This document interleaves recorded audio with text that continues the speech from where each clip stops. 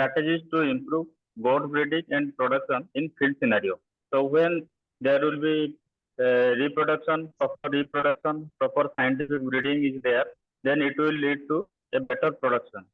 So in this presentation, I will give a brief introduction about the status of the goat breeding and the advantages and what are the different challenges in the goat breeding, and then we will discuss about the production of the goat and the different aspects through scientific breeding, and finally the conclusion.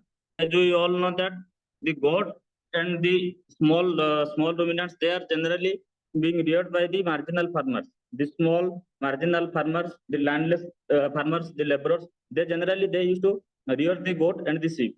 So for them, this is the poor man's cow in India. Our India, it stands around second highest population in the world. The first one is China. And if you will see the percentage of rise in goat population, it is around 10%. So from last livestock census to this livestock census, the population of the goat population, it is being increased around 10%, and thus it gives a good source of income for the farmers, the landless laborers, and the marginal farmers. So this goat, it contributes about 27.8% of the total livestock population in India. If we consider all the livestock that is being reared in Indian condition, our village condition, so there is data that it contributes about 27% or about 1/3 of the total population in India. And out of all the states, as the report says, Rajasthan state is having the highest goat population in India. So from this, you can very well we are pretty sure that goat is an animal, or it's a type of animal which is well adapted to every climatic situation. Climatic situation in the sense hot and humid conditions, sometimes the arid, cold, arid, hot and humid conditions, dry conditions, and in all the agroclimatic conditions, they can thrive well with poor quality nutrition or poor quality roughages. So climatic adaptation is very well there in case of the small ruminants, specifically in case of goat. So it is being reared in all parts of the country, though it is not much prominent. The livestock goat is not much prominent. The farming is not much prominent, but still it is there, and thus it contributes around 1/3 or around 28% of the total livestock population in India.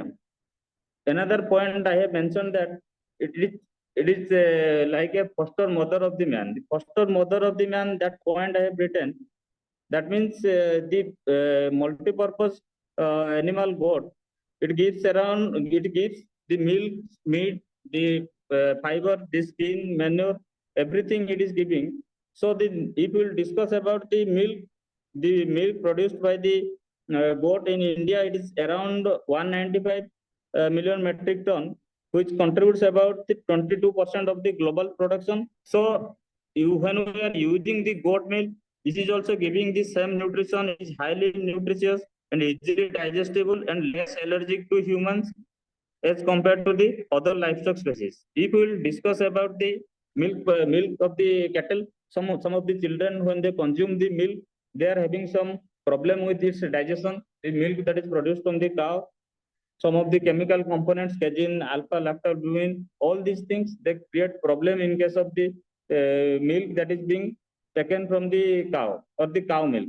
So goat milk also can be used, and it is very well being marketed nowadays, though the marketing sector is not much organized, considering the goat species, the byproducts or the products from the goat species. But still, some of the companies, they have already started marketing the goat milk, and it is highly nutritious and it is easily digestible, containing very less allergens, and it will give the same nutrition, the same the diet to the human beings. So this is called as the foster mother of the man. Okay, so advantages in goat farming: low investment. So mainly due to the highly adaptation in the different climatic conditions, the investment is very low in case of the goat farming, as it is a browsing animal or a browsing livestock species. So mainly in case of hilly areas, a poor farmer or a landless laborer, when they are rearing the goat, there is very less input or very less this cost of production is very low. So with a low investment, And second thing, the less labor requirement. The less labor requirement, it means when we are when we are rearing the cow, as compared to the rearing of the large animal, cattle and buffalo, in a cow is equivalent to around 4 to 5, or a pregnant large animal, it is equivalent to around the 10 small animals or 10 number of goats.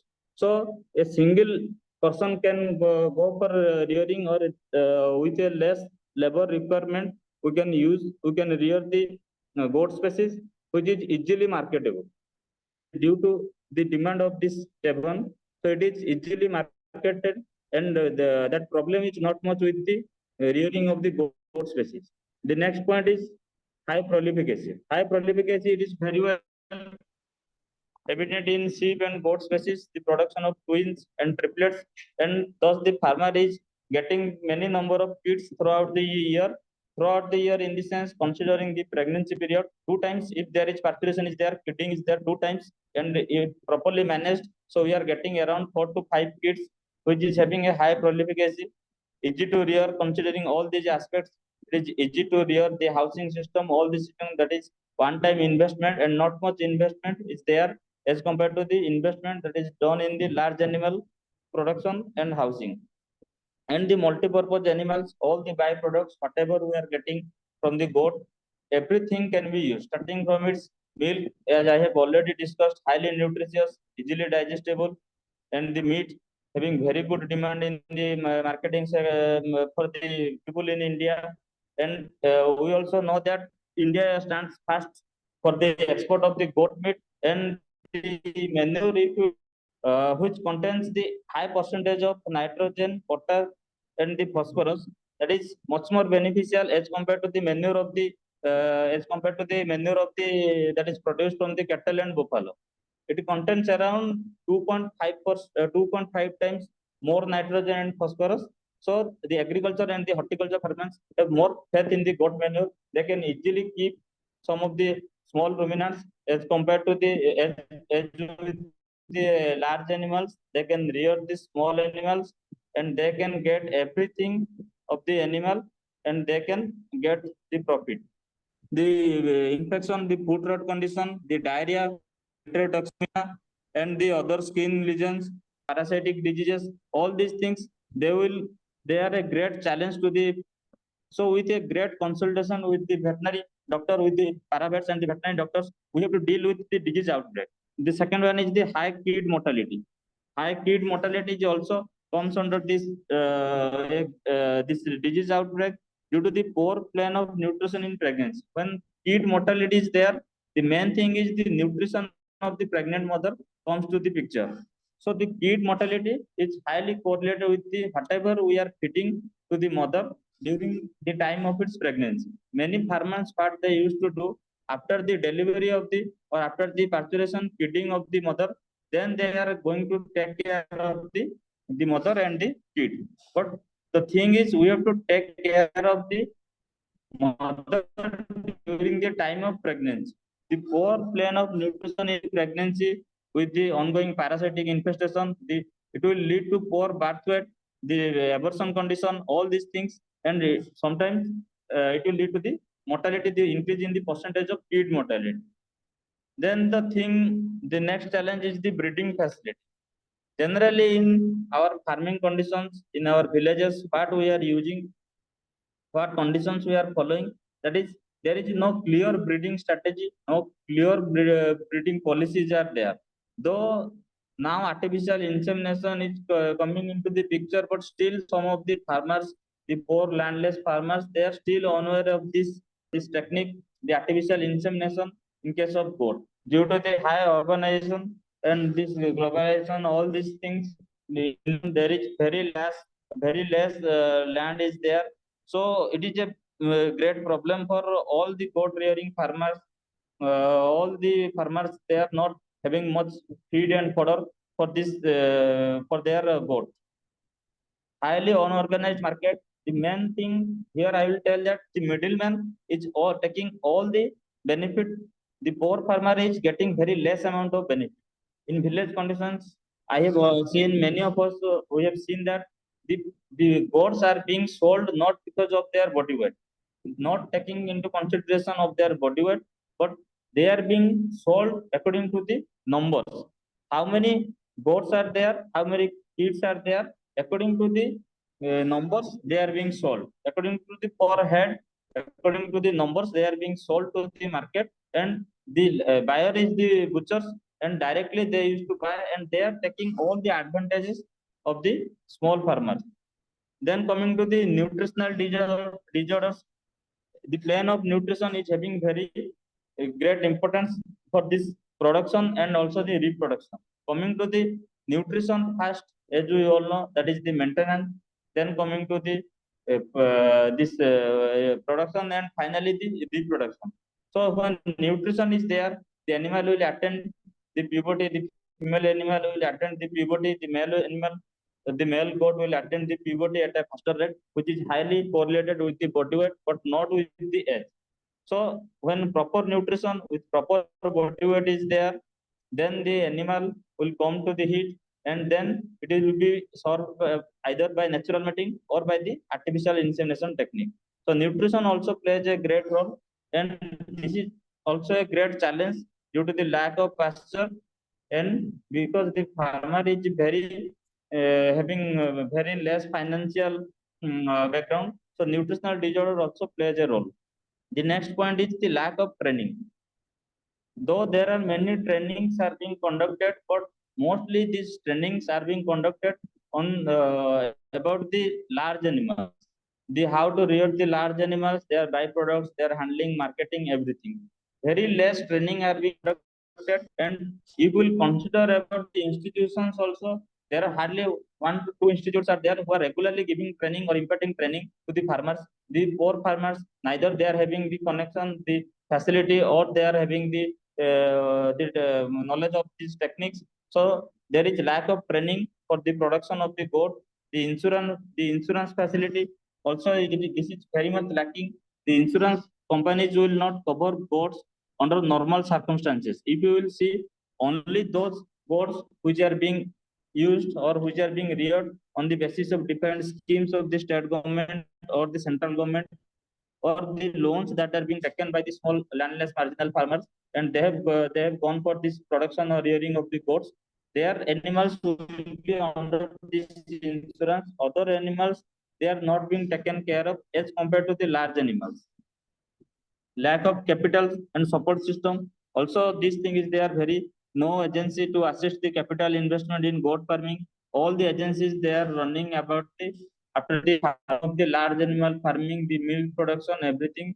Along with this milk production in large animals, the goat also it will give profit with very less input, or it will act as a it will give the benefit to the poor farmers at the time of the need.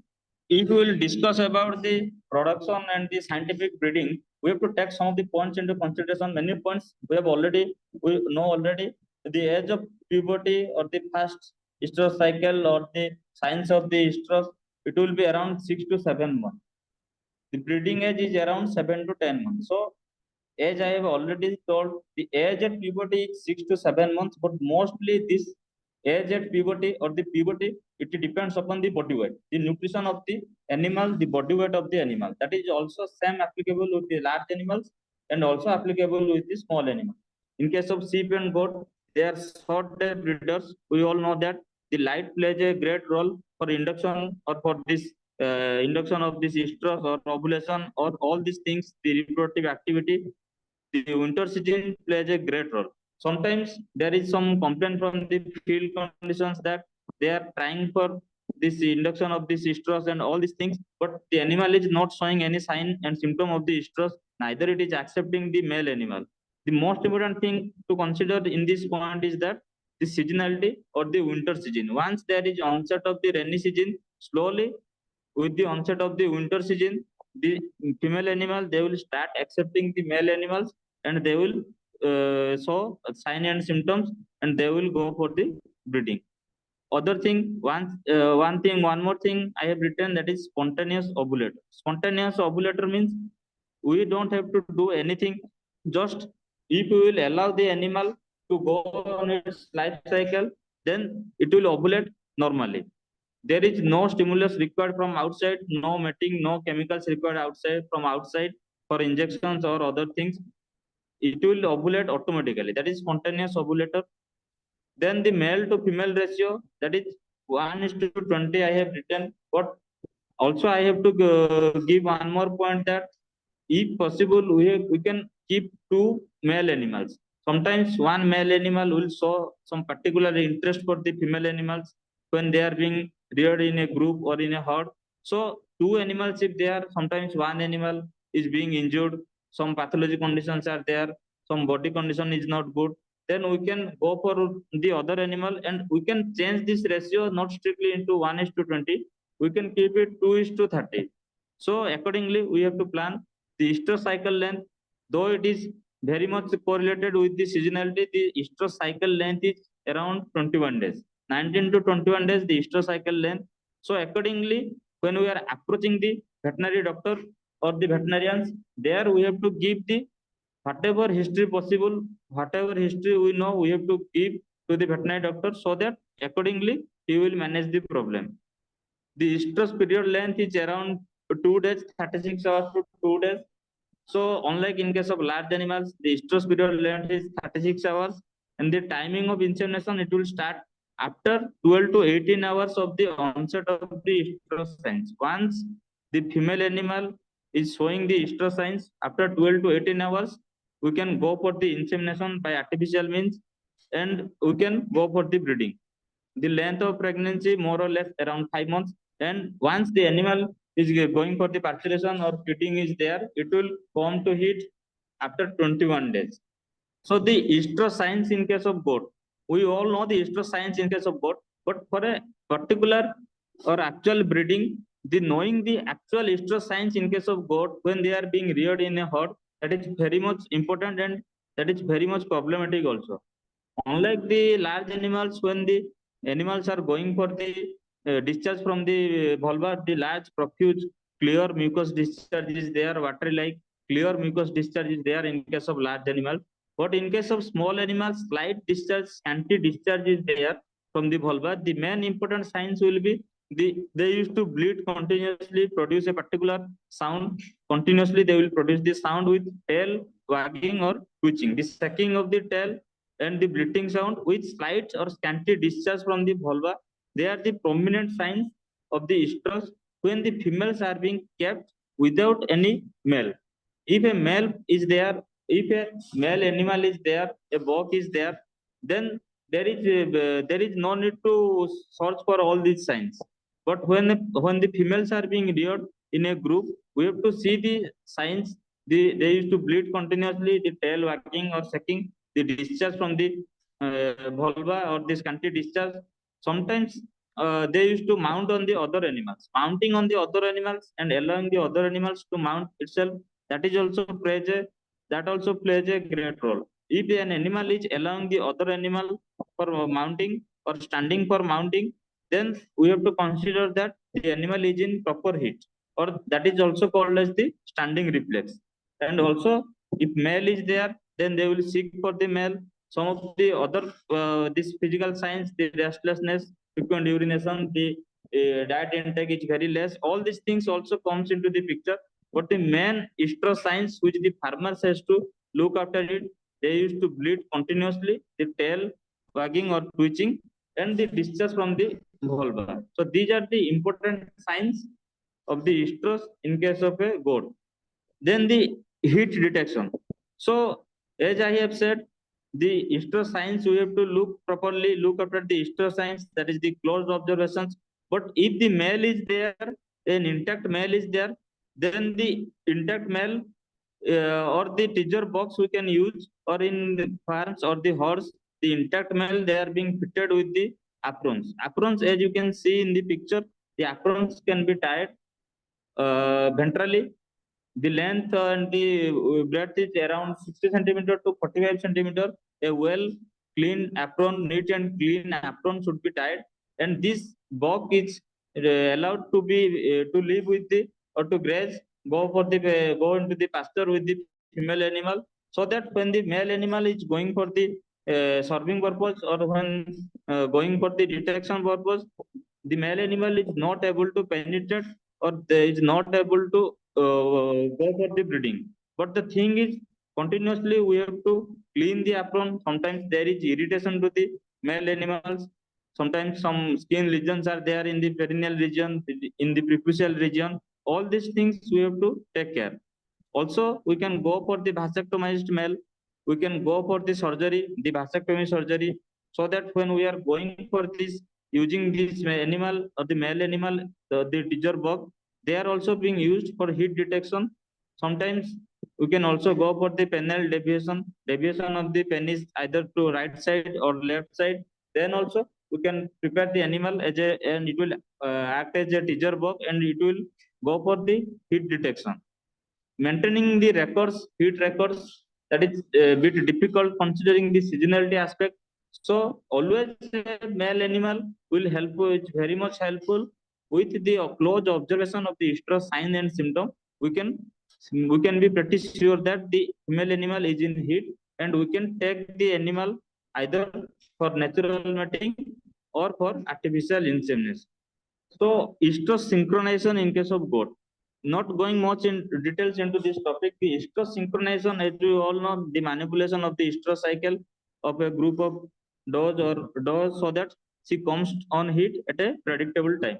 So this estrus synchronization, all the animals, all the female animals, they are coming to heat at a particular time, so that the work of is being easier, the management is being easier, we can easily manage and we can go for the insemination. So this estrus synchronization is mainly or generally done when a large number of goats are there in a well organized farm, or also in case of our field scenario, when a farmer is approaching the doctor, the veterinary doctor, simply we can advise them that we can use the progesterone. The progesterone pessaries or the progesterone that can be used continuously. It can be kept around 19 to 20 days. It can be kept, and after this removal of this progesterone, which will suppress the heat sign and symptoms. So after the removal of this progesterone due to the negative feedback, along with, if you are using along with this removal of this progesterone, if you are using the equine chorionic gonadotropin, sometimes it is highly costly. Simply removing the progesterone in case of field scenario, with the effect, the hormonal effect, the animal will show heat sign and symptoms if there is presence of a male in and around. Also sometimes we can use the prostaglandin injection, that is very much available in the field conditions. Prostaglandin injections like the large animals we can also use, but as compared to the progesterone, the prostaglandin injection, it may not give that much result. But still we can use the prostaglandin injection, that is two injection or prostaglandin injection 1 ml we can use in intramuscular route in 10 to 11 days apart. Considering the estrous cycle, that is 21 days, we can use the prostaglandin injection 1 ml 10 to 11 days apart, and we can, with a good body condition, we can see the estrous sign and symptom. But mostly the progesterone pessaries or the progesterone hormone can be used for induction of this stress. But the most important thing in field conditions, if there is presence of a male in and around, the male effect or the buck effect, simply the animal with the seasonality, good body condition, presence of a male, the female animal that is showing anestrus conditions, they will come to heat. So the presence of male is highly important, and all this estrus synchronization, when all these protocols are being done, we have to take care of the nutrition, as I have already said, and there comes the term that is flushing. Flushing or not, nothing but giving a high energy ration 2 to 3 weeks before approaching this stress.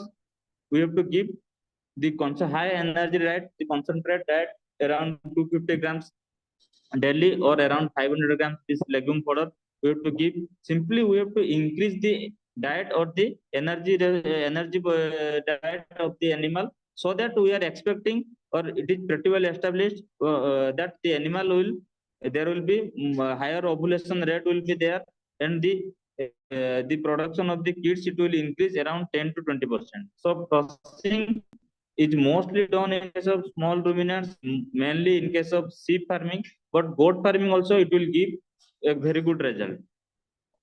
Then the different methods of mating. We all are aware of the mating, the practices that is being there in the field conditions. The first one, if I will discuss, that is the hand mating. Hand mating, what happens? The females are allowed to mate one by one. One buck will be allowed to mate 3 does per day. So, as you can see in this picture, the female is being allowed to be served by one male, considering that the male is a good quality male animal is there, good quality buck is there, which is proven its breeding criteria. It should be used, and this condition it will give merits like its expected time of kidding is there. A good female animal when it is being served, the female animal is considered that actually it is being served, and it will go for the kidding. The risk of injury that is also not there when we are using a good quality animal, and it improves the breeding efficiency of the male also. The problem lies here, it is very much time consuming, and this also requires the laborers.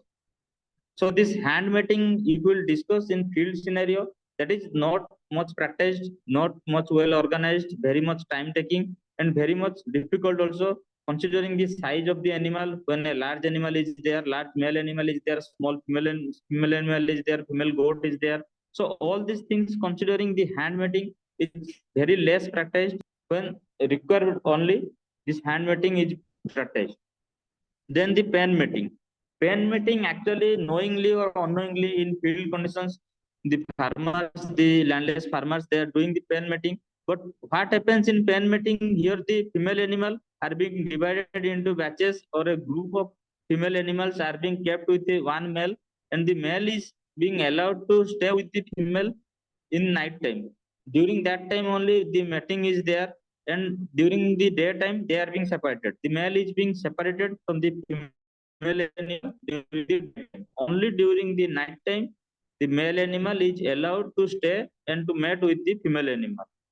It prevents the disturbance to the female animal by male animal during the grazing hours. If we are allowing the male animal to stay animal throughout the day and throughout the day and night, then it will hamper their feeding and this browsing, grazing behavior. So only allowing during the night time, it will solve our purpose. The male also they will get enough rest and they will be fed properly, enough rest with enough feeding to the male animals. It will also helpful in production of quality spermatozoa without any stress, oxidative stress, and other stress. And the main thing is labor. The use of laborer is also not there. The female animals are being reared along with the male animals, preferably in the night time, and the mating is being taken place. But the demerit is there is no clear breeding record. We have also no idea how many animals are being bred, how many animals are being mated with the male animal, if there is any problem is there. All these are the demerits in case of pen mating. But as compared to hand mating, the pen mating sometimes it is very much helpful. And as I have said, knowingly or unknowingly in field scenario, we are going for the pen mating when we are discussing about the field conditions. Then the flock mating, the pasture mating. Here, this is simply allowing the male animals to stay with the female animals throughout the day and night. The only thing is that here also we can maintain the breeding record if we are observing, or if we are having a close observation, then only we can see how many matings are there with the female animals, how many females are being mated with one male animal. All these things we can see. But the demerits that when the female animal is being chased for this mating purpose or serving purpose, the male animals they may lose the body reserves while chasing the female animals. And as I have said, some of the male animals they will develop a particular attraction, particular interest for some of the female animals, so that they will go for mating to the female animals, or they will serve that female animal for multiple times, leaving the other female animals. And also, when a male animal is being allowed to run with the female animal in a pasture mating or flock mating purpose, then they are being adjusted, and sometimes this will lead to production of less number of spermatozoa, less number, sometimes less quality spermatozoa to the females that are being mated in the last or during the end time of the mating. So as compared to the pen mating, the block mating also is having some merits and demerits, and all these hand mating, pen mating, block mating, all these matings, they do not require any technical or assistance or technical or technology or any technical assistance. Then comes the artificial insemination. Then comes the artificial insemination, which is pretty well accepted in case of large animals, and slowly we are going into this trend of this artificial insemination in case of small animals, the small ruminants, sheep and goat. So insemination time, as I have said, starting from the observation of the heat or exhibition of heat sign and symptom, 12 to 18 hours after the onset of the heat, 12 to 18 hours after the onset of the heat, we can go for the insemination in case of the small animals. The survivability of this spermatozoa is around 24 to 48 hours. So accordingly, we have to plan when to go for this artificial insemination and go for this breeding program. Insemination dose, it is highly correlated with the technique of the insemination. Artificial insemination, in this technique, when we are using the fresh semen or a frozen semen, all the semen are thought to be from a good quality male or the good quality spermatozoa with the good technician, good knowledge of the technique. We are using this technique, this artificial insemination. So this technique, different types of techniques, the vaginal technique, the intracervical technique, transcervical technique, and the laparoscopic technique is there. Vaginal technique, nothing, we are taking the fresh semen, we are putting the fresh semen, but we are not looking into the cervix. Simply we are taking the semen, just we are putting inside the female reproductive tract, just after the vulva we are putting it, that is the vaginal insemination.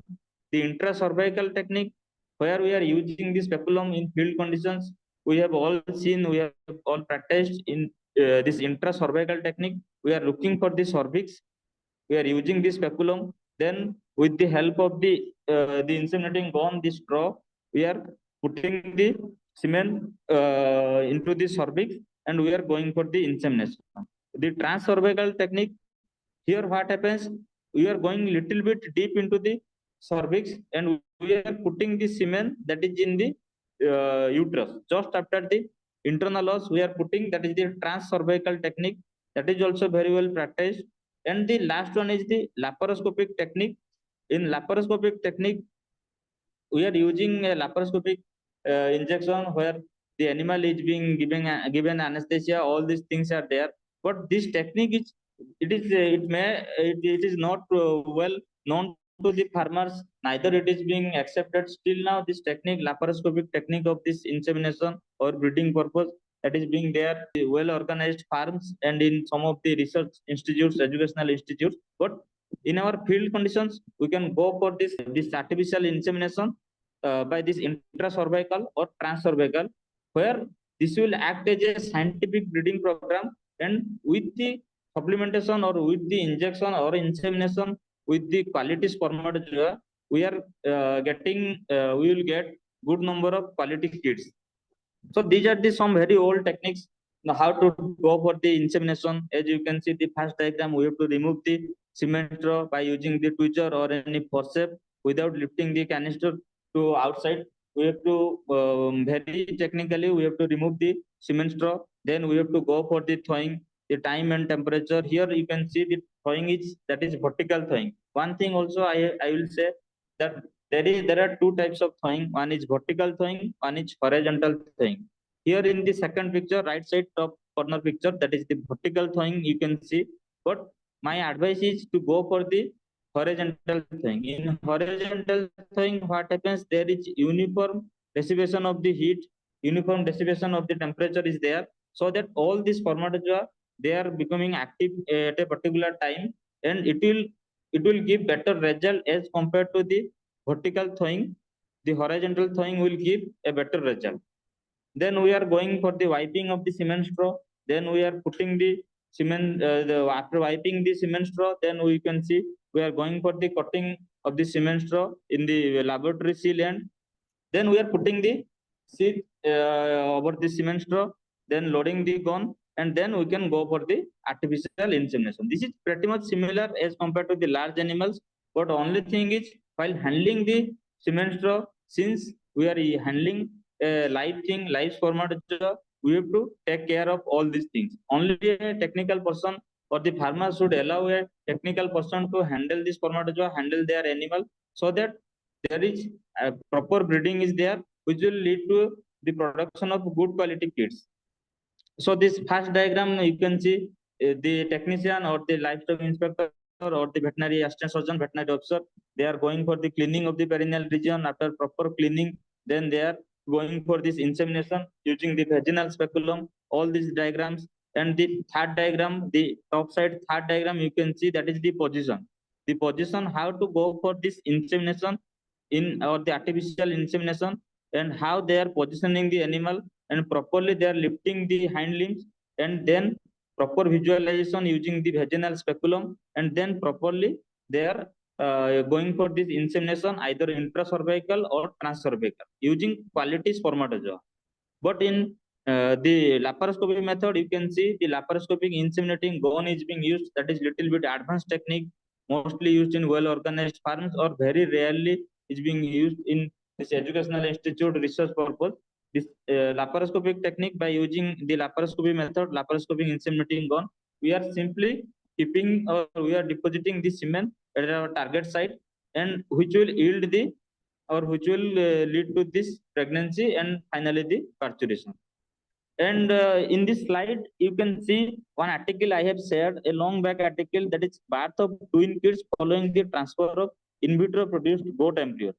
So this technique is there, this technique and this all these things, it is being done at ICRCIRG, Mogdum, Central Institute of Research in Goat.